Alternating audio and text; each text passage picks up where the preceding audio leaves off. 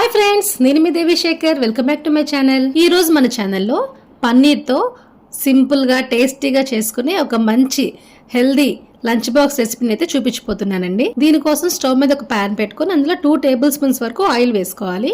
Oil కొంచెం heat ఎక్కిన తర్వాత ఒక 100 గ్రాముల పన్నీర్ని చిన్న చిన్న ముక్కలుగా కోసుకొని అందులో ఒక 1/2 టీ స్పూన్ పసుపు, 1/2 టీ స్పూన్ కారము, 1/2 టీ స్పూన్ ఉప్పు వేసుకొని ఈ పన్నీర్ని చక్కగా మంచిగా గోల్డెన్ కలర్ వచ్చేంత వరకు వేయించుకోవాలండి.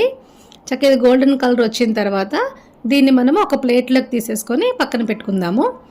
ఇప్పుడు ఇదే ప్యాన్లోని ఒక 1/2 టీ స్పూన్ జీలకర్ర, అలానే ఒక 1/2 టేబుల్ స్పూను వెల్లుల్లి తరుగు వేసుకోవాలి. వీటిని కొంచెం వేయించుకున్న తర్వాత ఒక గుప్పెడు జీడిపప్పు వేసుకోవాలి.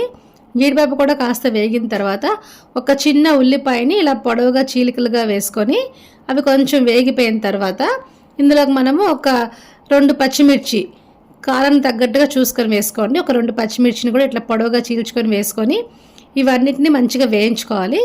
ఈ చక్కగా వేగిపోయిన తర్వాత మనం ఆల్రెడీ పొడి పొడిగా వండి పెట్టుకున్న రైస్ ఉంటుంది కదండి, బాస్మతి రైస్ అయినా పర్లేదు, నార్మల్ రైస్ అయినా పర్లేదు, అది వేసేసుకొని ఒకసారి మొత్తం అంతా కలిపేసేసుకొని రుచికి సరిపడా సాల్ట్, అలానే ఒక 1/2 టీ స్పూన్ కారము, ఒక 1/2 టీ స్పూన్ మిరియాల పొడి కూడా వేసేసుకొని ఒకసారి మొత్తం అంతా కూడా కలుపుకొని ఇప్పుడు మనం వేయించి పెట్టుకున్న పన్నీర్ ముక్కలు ఉన్నాయి కదా, వాటిని కూడా వేసేసుకొని మళ్ళీ ఇంకొకసారి మొత్తం అంతా కూడా కలిసిపోయేలా కలిపేసేసుకుంటే మన paneer fried rice or paneer rice ready అయిపోయిందండి. ఉదయాన్నే లంచ్ బాక్సుల్లోకి హడావిడి పడుతూ 2-3 రకాల కూరలు వండే పని లేకుండా ఇలా పన్నీర్తో చాలా సింపుల్గా టేస్టీగా హెల్దీగా చేసుకుని ఈ పన్నీర్ ఫ్రైడ్ రైస్ రెసిపీని లంచ్ బాక్సుల్లో పెట్టి చూడండి.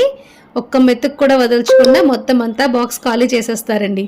అంత టేస్టీగా ఉంటుంది. మరి ఈ పన్నీర్ ఫ్రైడ్ రైస్ రెసిపీ మీకు నచ్చిందా అండి? అయితే మీరు ట్రై చేసి మీకు ఎలా కుదిరిందో కామెంట్స్లో నాతో షేర్ చేయండి.